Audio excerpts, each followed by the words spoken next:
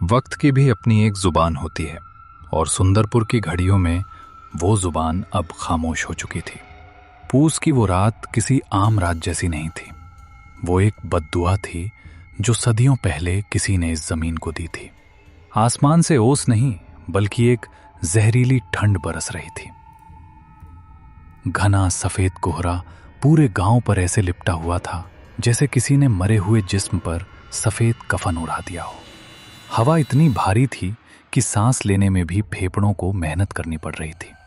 सन्नाटा इतना गहरा, इतना जानलेवा था कि अगर एक सूखा पत्ता भी पेड़ से टूटकर गिरे तो उसकी आवाज किसी धमाके जैसी लगे। सिर्फ एक ही आवाज थी जो इस खामोशी से बगावत कर रही थी। वो थी दूर कहीं से आते हुए आवारा कुत्तों के रोने की आवाज। वो रोना किसी भूख का नहीं था, वो चेतावनी थी। वो कुछ ऐसा देख रहे थे जो इंसानी आंखों से ओझल था। गांव के बस स्टैंड के पास जो अब वीरान पड़ा था, एक टीन की छत वाली छोटी सी दुकान थी। दुकान के बाहर एक अलाव जल रहा था। लकड़ियां चटक रही थीं और लपटें हवा के झोंकों से इधर उधर नाच रही थीं। अलाव के चारों तरफ लोग बैठे थे, लेकिन फिर भी उनके हाथ कांप रहे थे। ये कंपकपी ठंड की वजह से कम और खौफ की वजह से ज्यादा थी। काका, क्या आपको लगता है लखा जिंदा होगा? जिंदा? बिरजू बेटा, मौत सिर्फ वो नहीं होती जब सांस रुक जाए। मौत वो भी होती है जब रूह जिस्म छोड़ दे पर जिस्म चलता रहे। लखा कल रात अपनी गाय ढूंढने गया था ना। मैंने कहा था, लखा, अगर तू उस सरहद के पार गया तो वापस सिर्फ तेरा नाम आएगा, तू नहीं। अपशकुन, देखो आग भी चाय नहीं पी रही आज। काका, आपको पता है ना आज क्या है? आज अमावस है। मेरी दादी कहती थी कि जब चांद आसमान से गायब होता है तो सिंगा हवेली की मालकिन, वो नर्तकी चंद्रमुखी, अपनी नींद से जागती है। आज की रात हवा का रुख हवेली से गांव की तरफ होता है। सुना है आज भी वो अपनी टूटी हुई पायल पहनती है। अरे बस करो दीनू भाई, क्यों डरा रहे हो? हम सब जानते हैं वहां क्या होता है, लेकिन वो हवेली अब खंडहर है। वहां कोई नहीं रहता, सिर्फ चमगादड़ और सांप है वहां। सांप? रघु, सांप सिर्फ काटते हैं, जान लेते हैं, लेकिन वो हवेली, वो जान नहीं लेती, वो यादों को पी जाती है। तुम्हें याद नहीं, 10 साल पहले वो इंस्पेक्टर आया था, कहता था मैं भूतों को गिरफ्तार करूंगा। अगली सुबह वो इंस्पेक्टर हवेली के आंगन में बैठकर हवा में सितार बजा रहा था। पागल हो गया था वो। आज भी पागल खाने में दीवारें खुरचता है। तभी एक आवाज ने सबका ध्यान खींचा। दूर से आती हुई किसी गाड़ी के इंजन की आवाज, और फिर एक अजीब सा हॉर्न। कोहरे की दीवार को चीरती हुई 2 पीली हेडलाइट्स उनकी तरफ बढ़ रही। इतनी रात को कौन पागल है जो अमावस की रात सुंदरपुर आ रहा है? वो एक खटारा ऑटो रिक्शा था जो शहर के रेलवे स्टेशन से आ रहा था। रास्ता उबड़ खाबड़ था और हर गड्ढे पर ऑटो ऐसे उछलता था जैसे उसके पुर्जे बिखर जाएंगे। ऑटो के अंदर 2 नौजवान बैठे थे, विक्रम और सुमित। दोनों की उम्र करीब 28-30 साल रही होगी। शहर के महंगे कपड़े पहने थे जो इस देहाती माहौल में अजीब लग रहे थे। विक्रम खिड़की से बाहर देख रहा था। बाहर सिवाय अंधेरे और कोहरे के कुछ नहीं था।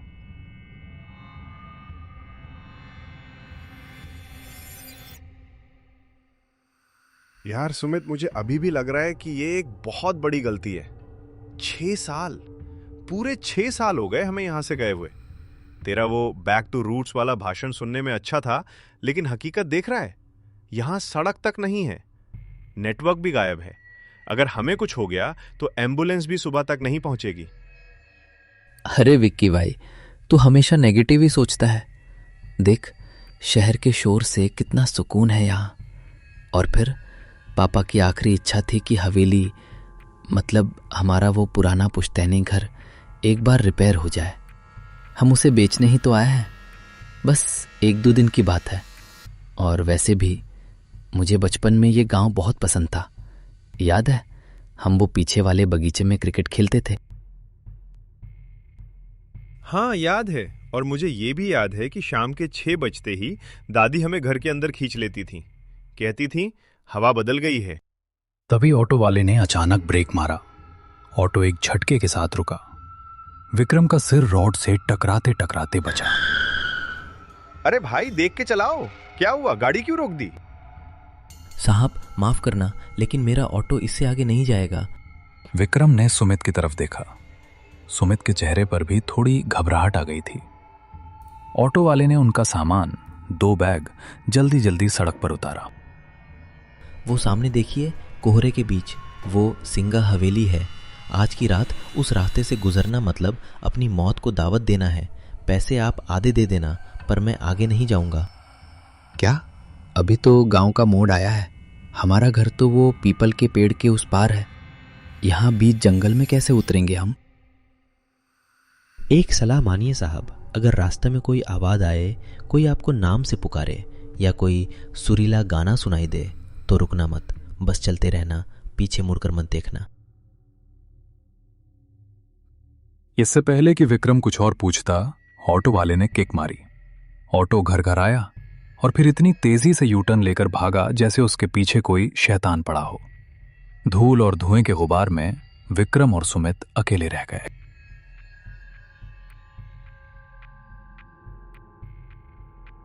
अब सिर्फ उनके कदमों की आवाज थी। दोनों दोस्त अपने अपने बैग टांगे आगे बढ़ रहे थे। कोहरा इतना घना था कि हवा में एक अजीब सी गंध थी, जैसे पुराने बंद कमरे की बासी हवा और रात की रानी के फूलों की बहुत तेज नशीली महक। वो ऑटो वाला कुछ ज्यादा ही ड्रामा कर रहा था ना? वैसे तुझे वो बचपन की कहानी याद है जो काका सुनाते थे कि उस हवेली में एक तवायफ रहती थी, चंद्रमुखी, जो अपने प्रेमी के इंतजार में गाते गाते मर गई। सुमित चुप रहे, तुझे पता है ना मुझे इन सब बातों से नफरत है। कहानियां सिर्फ बच्चों को डराने के लिए होती हैं ताकि वो जल्दी सो जाएं। अचानक हवा रुकी, पेड़ों के पत्ते हिलना बंद हो गए। सन्नाटा इतना गहरा हो गया कि उनके कानों में सीटी बजने लगी। तभी सुमित रुका। विक्की रुक। क्या हुआ, चलना जल्दी। तूने सुना? क्या? किसी के चलने की आवाज थी। कोई हमारे पीछे चल रहा था, बिल्कुल हमारे कदमों के साथ। कोई नहीं है सुमित, ये सिर्फ तेरा वहम है, और ये सूखे पत्ते हैं, हवा से उड़ रहे होंगे। नहीं यार, मुझे लगा जैसे किसी ने मेरा नाम फुसफुसाया, सुमित। बस अब एक शब्द और नहीं। तूने हॉरर फिल्में ज्यादा देख ली हैं। देख, सामने गेट दिख रहा है, हम घर पहुंच गए। सामने अंधेरे में लिपटा हुआ उनका पुश्तैनी घर खड़ा था। यह घर कभी आलीशान रहा होगा, लेकिन आज ये किसी बूढ़े बीमार जानवर जैसा लग रहा था।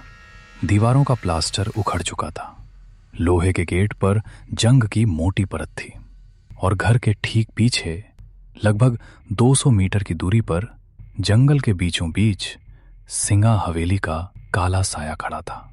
हवेली की खिड़कियां टूटी हुई थीं, जो अंधेरे में किसी खोपड़ी की खाली आंखों जैसी लग रही थीं। जैसे ही उन्होंने गेट खोला, एक लालटेन की रोशनी उनकी तरफ पड़ी।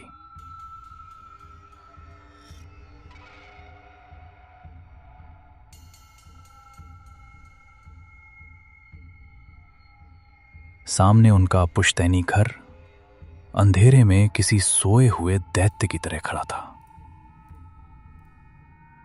बरामदे में एक लालटेन टंगी थी, जिसकी लौ हवा से जूझ रही थी। उसकी मध्यम रोशनी में एक साया हिला। कौन है वहां? मेरे पास लाठी है, चले जाओ यहां से। काका शांत हो जाइए, मैं हूं विक्रम, और ये सुमित है। छोटी मालिक, विक्रम बेटा, हे भगवान। हरिया काका, जो विक्रम को बचपन में अपने कंधों पर घुमाया करते थे, आज उन्हें पहचान नहीं पाए। उनकी उम्र 60 के पार थी, लेकिन आज रात वो 80 साल के लग रहे थे। चेहरे पर झुर्रियां गहरी थीं और आंखों में ऐसा डर था जो सिर्फ मौत को करीब से देखने पर आता है। तुम लोग इतनी रात को? मैंने खत में साफ साफ लिखा था सूरज ढलने से पहले आ जाना। तुम लोगों को अंदाजा भी है कि तुम किस वक्त इस घर की दहलीज पर खड़े हो? अरे काका रिलैक्स कीजिए, ट्रेन लेट थी, फिर ऑटो वाले ने नखरे किए, अब हम आ गए हैं ना। चलिए अंदर चलिए, बाहर बहुत ठंड है। ठंड नहीं है सुमित, ये उसकी सांसें हैं। जल्दी जल्दी अंदर चलो, और खबरदार पीछे मुड़कर मत देखना, चाहे कोई भी आवाज आए।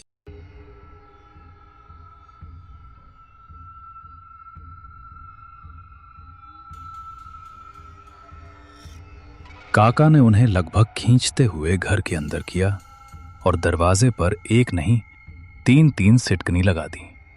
फिर उन्होंने दरवाजे पर कान लगाकर कुछ सुनने की कोशिश की।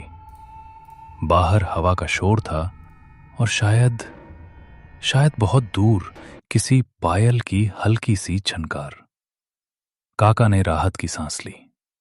घर के अंदर की हवा बाहर से भी ज्यादा भारी थी। हॉल में अंधेरा था। फर्नीचर पर सफेद चादरें ढकी थीं, जो धूल की वजह से भूरी हो चुकी थी। कोनों में मकड़ी के जाले ऐसे लटक रहे थे जैसे किसी ने पुराने धागे छोड़ दिए हों। उफ, काका, यहां तो सांस लेना भी मुश्किल है। आपने सफाई नहीं करवाई? मालिक, मैं दिन के उजाले में ही आता हूं। इस घर में रात गुजारने की हिम्मत अब मुझ में नहीं रही। क्यों काका? ये घर तो हमें बचपन में बहुत पसंद था। याद है विक्की, हम छुपम छुपाई खेलते थे।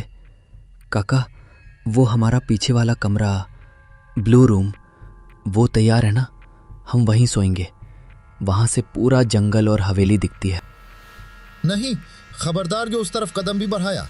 वो कमरा अब वो कमरा नहीं रहा, वो रास्ता बन चुका है। मैंने उस कमरे के दरवाजे पर ताला जड़ दिया है। काका, आप होश में तो हैं? वो सिर्फ एक कमरा है। उसकी खिड़की से व्यू अच्छा आता है, इसलिए सुमित वहां जाना चाहता है। खिड़की दोनों तरफ से खुलती है बेटा, तुम बाहर का नजारा देखोगे। लेकिन अगर उसने तुम्हें देख लिया तो क्या होगा? पिछले महीने रामू का जवान बेटा सिर्फ कौतूहल में उस खिड़की के पास खड़ा था। उसने वो धुन सुन ली। अगले दिन उसकी लाश उसी कमरे में मिली। उसका मुंह खुला हुआ था और उसकी आंखों में सफेद पत्थर जैसी चमक थी। काका की बात सुनकर हॉल में एक भारी खामोशी छा गई। सुमित की नजर अनजाने में हॉल के उस कोने में चली गई जहां अंधेरे में वो वर्जित दरवाजे पर एक बड़ा जंग लगा ताला लटका हुआ था। क्या इस घर में कोई बिल्ली है? मुझे लगा जैसे किसी के नाखूनों से लकड़ी खुरचने की आवाज आ रही है उस बंद कमरे की तरफ से। विक्रम, तूने काका की बातें दिल पे ले ली हैं। ये पुराना घर है, लकड़ियां चटकती हैं, चूहे होंगे। खाना खा और सो जा। सुबह होते ही हम इंजीनियर को बुलाकर काम शुरू करेंगे और शाम तक वापस शहर निकल जाएंगे। हाँ बेटा, सो जाओ। मैंने तुम दोनों का बिस्तर यहीं हॉल में लगाया है। मैं बरामदे वाले कमरे में सोऊंगा। और सुनो, अगर रात को प्यास लगे तो मटका यहीं पास में रखा है। उस तरफ मत जाना। चाहे कोई रोए चाहे कोई गाए, हिलना मत। विक्रम, सुमित प्लीज सो जा, अब सुबह बात करेंगे।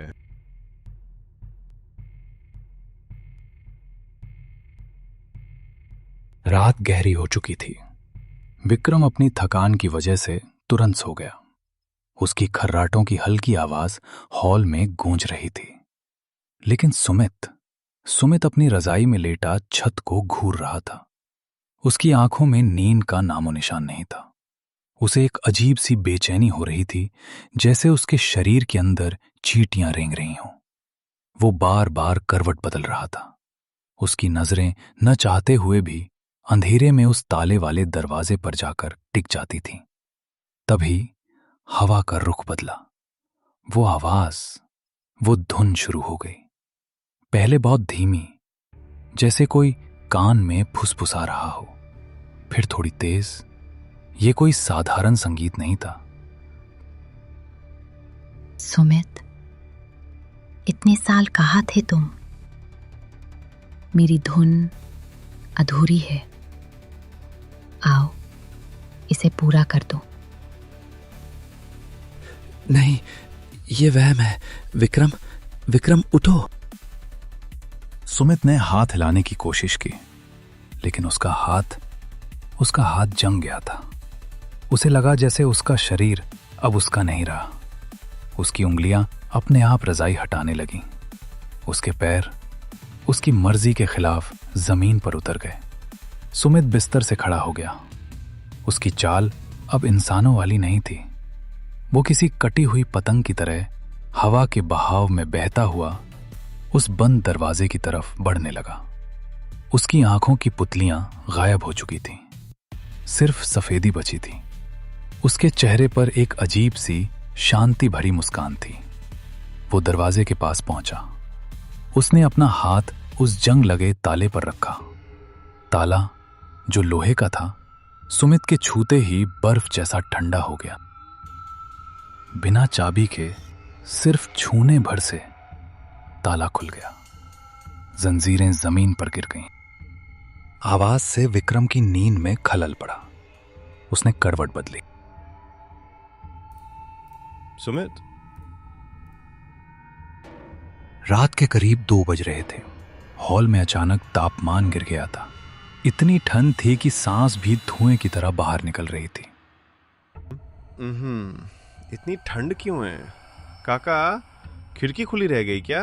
विक्रम, जो थका हुआ था और गहरी नींद में था, एक अजीब सी सिहरन से जाग गया। उसे लगा जैसे किसी ने उसके चेहरे पर बर्फ का ठंडा हाथ रख दिया हो। विक्रम ने अपनी रजाई कसने की कोशिश की। उसकी आंख खुली। बगल का बिस्तर खाली था। सुमित वहां नहीं था। सुमित, पानी पी रहे क्या? विक्रम उठ बैठा। हॉल में गहरा अंधेरा था। सिर्फ वो छोटी सी मोमबत्ती अपने आखिरी सांसें गिन रही थी। उस मध्यम रोशनी में विक्रम ने जो देखा, उससे उसका गला सूख गया। वो वर्जित दरवाजा, जिस पर काका ने ताला जड़ा था, वो चौपट खुला था।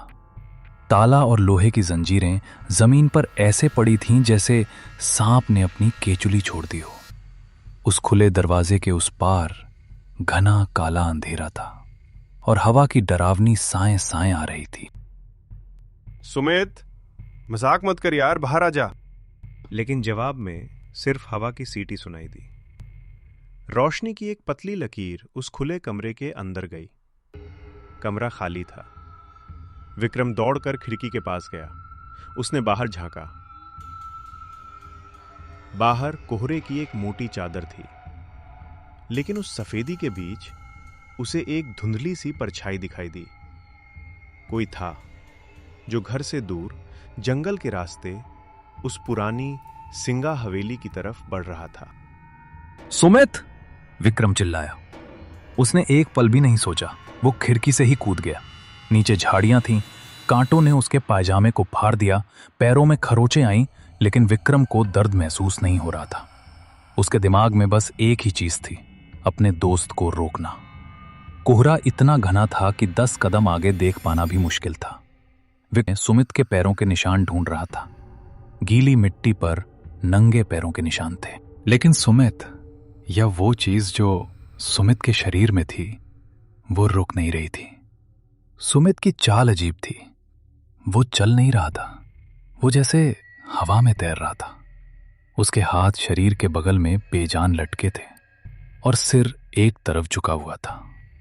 जंगल विक्रम को रोकने की कोशिश कर रहा था। विक्रम का दिल जोर जोर से धड़क रहा था। तभी उसकी टॉर्च की रोशनी सामने पड़ी। विक्रम सिंगा हवेली के मुख्य द्वार के पास पहुंच चुका था। हवेली का गेट लोहे का बना था। सुमित गेट के ठीक सामने खड़ा था। उसका चेहरा गेट की तरफ था, विक्रम की तरफ पीठ। सुमित रुक जा भाई, वहां आगे खाई है, गिर जाएगा। पागल हो गया है क्या? मैंने कितनी आवाजें दी, सुनता क्यों नहीं? आ गए तुम? इतनी देर क्यों कर दी? महफिल सज चुकी है, बस साज की कमी है। सुमित, ये कैसी आवाज है? चल घर चल, काका ठीक कह रहे थे, यहां कुछ गड़बड़ है। घर? ये हवेली ही अब मेरा घर है। वो मुझे बुला रही है। मेरी उंगलियां वो सितार बजाने के लिए तड़प रही हैं। बकवास बंद कर, तुझे डॉक्टर की जरूरत है। सुमित ने एक झटके में विक्रम को ऐसे फेंक दिया जैसे वो कोई कागज का टुकड़ा हो। विक्रम 10 फीट दूर जा गिरा। विक्रम ने देखा कि हवेली का वो भारी भरकम जंग लगा गेट अपने आप खुलने लगा। मेरा इंतजार खत्म हुआ। सुमित ने हवेली के अंदर कदम रखा। अंधेरे ने उसे निगल लिया।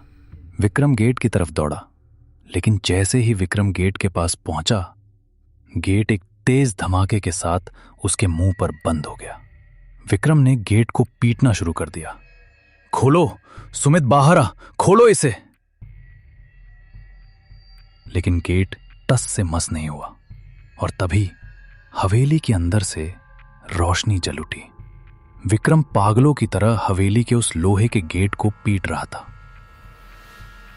अंदर सुमित गायब हो चुका था और बाहर विक्रम अपनी सांसों से लड़ रहा था। हवेली के अंदर से अब वो धुंध इतनी तेज हो चुकी थी कि जमीन भी कांप रही।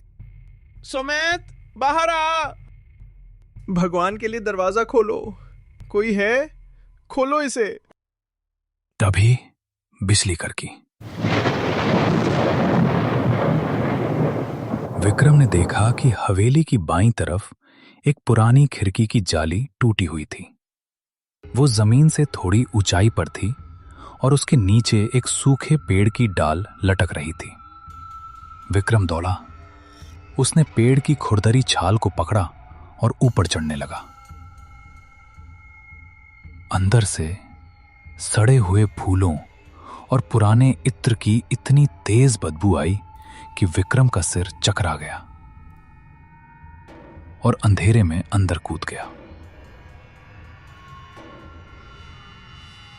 विक्रम अब हवेली के अंदर था। बाहर की ठंड यहां गायब थी। यहां एक अजीब सी चिपचिपी गर्मी थी। दीवारों पर बड़े बड़े तैल चित्र टंगे थे, लेकिन उन चित्रों के चेहरे खुरच दिए हुए थे। विक्रम रोशनी की तरफ बढ़ा जो मुख्य हॉल से आ रही थी। जैसे ही वो हॉल के दरवाजे पर पहुंचा, उसके पैरों तले जमीन खिसक गई।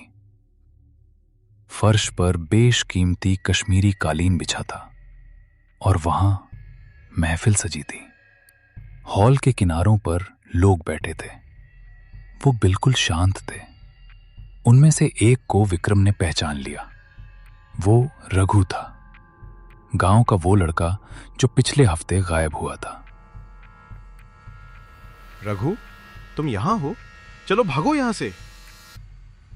रघु का चेहरा इंसान का नहीं था।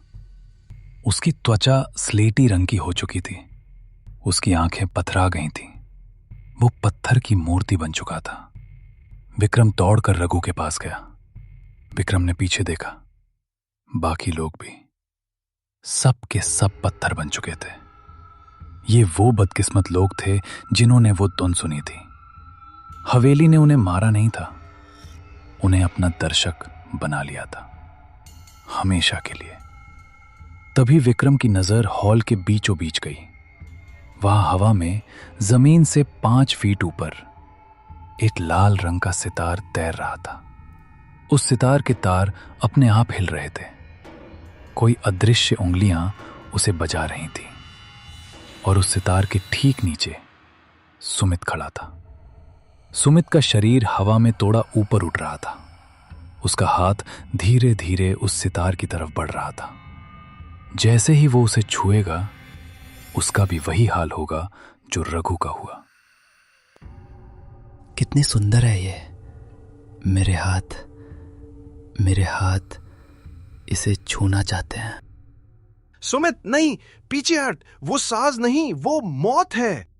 विक्रम सुमित की तरफ दौड़ा, लेकिन जैसे ही उसने हॉल के बीच वाले हिस्से में कदम रखा, एक अदृश्य दीवार ने उसे टक्कर मारी। विक्रम गिर पड़ा। हवा में एक गूंजती हुई क्रोधित औरत की आवाज आई। खामोश, मेरी महफिल में शोर मचाने की जरूरत कैसे हुई? ये मेरा नया साजिंदा है। बरसों पहले उन्होंने मेरे हाथ काट दिए थे ताकि मैं बजा न सकूं। कहा था तेरी कला सिर्फ हमारे लिए है। जब उन्होंने मुझे मारा तो मैंने कसम खाई थी, अब मैं खुद नहीं बजाती, मैं दूसरों के हाथों से बजाती हूं। और जब वो बजाकर थक जाते हैं तो मैं उन्हें अपनी कला बना लेती हूं, पत्थर की मूरत। नहीं, मैं सुमित को पत्थर नहीं बनने दूंगा। मुझे इस आवाज को रोकना होगा, मुझे इस साज को तोड़ना होगा। विक्रम ने इधर उधर देखा। हॉल की छत बहुत ऊंची थी और ठीक उस तैरते हुए सितार के ऊपर एक विशाल लोहे का झूमर लटक रहा था। उसकी रस्सी पुरानी थी और दीवार के कोने में एक खूंटी से बंधी थी। वक्त बहुत कम था। सुमित, मैं तुझे कुछ नहीं होने दूंगा। विक्रम ने इधर उधर देखा। हॉल की छत बहुत ऊंची थी और ठीक उस तैरते हुए सितार के ऊपर एक विशाल लोहे का झूमर लटक रहा था। उसकी रस्सी पुरानी थी और दीवार के कोने में एक खूंटी से बंधी थी। वक्त बहुत कम था। विक्रम ने पास पड़ी एक पीतल की भारी मूर्ति उठाई। उसके हाथ कांप रहे थे। निशाना चूकने का मतलब था सुमित की मौत। विक्रम ने पूरी ताकत से एक भाले की तरह वो पीतल की मूर्ति उस रस्सी पर दे मारी। निशाना अचूक था। बरसों पुरानी वो रस्सी टूट गई। हजारों किलो वजनी वो लोहे का झूमर गुरुत्वाकर्षण की रफ्तार से नीचे आया। जैसे ही सितार टूटा, वो सुरीली धुन एक भयानक चीख में बदल गई। हॉल में तूफान आ गया।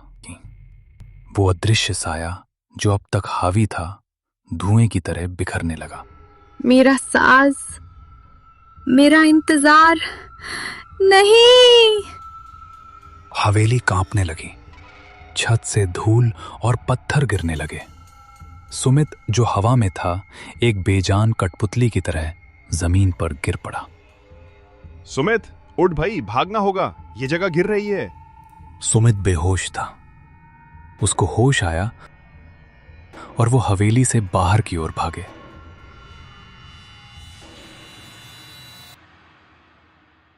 जैसे ही वो बाहर आए, धूल का एक विशाल गुबार उठा और फिर सब कुछ शांत हो गया। विक्रम और सुमित वहां से भागते हुए जंगल से घर की तरफ भागे।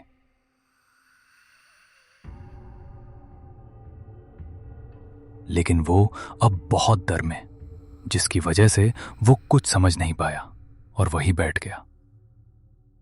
और उन्हें पता नहीं चला सुबह हो गई। विक्की, हम कहाँ हैं?